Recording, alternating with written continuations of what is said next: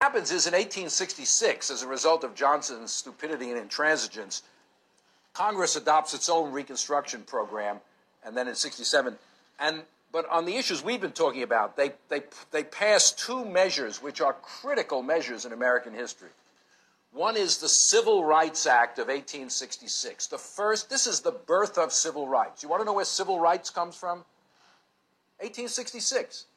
The Civil Rights Act, the first law in American history detailing the rights that all American citizens ought to enjoy, regardless of race. It establishes in federal law for the first time this principle of equality before the law for all Americans.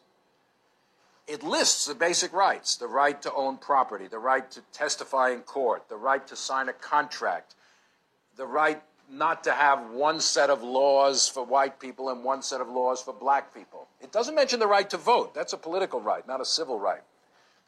But it basically says the states can no longer discriminate in these basic legal rights against black people.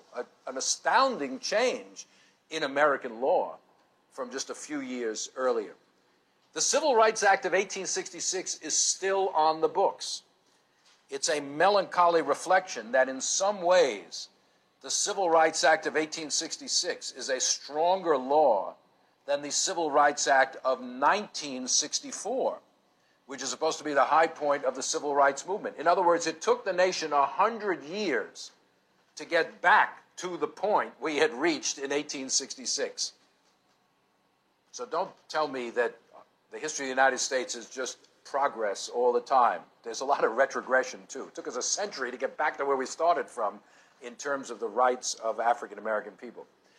But of course, a law of Congress can be repealed. So Congress passes the 14th Amendment to the Constitution. The 13th had abolished slavery, to put this basic principle into the Constitution. The 14th Amendment, the most important change in the Constitution since the Bill of Rights. And the first clause of that establishes the basic principles I've been talking about. First of all, it says any person born in the United States is a citizen. That's now in the Constitution, 14th Amendment.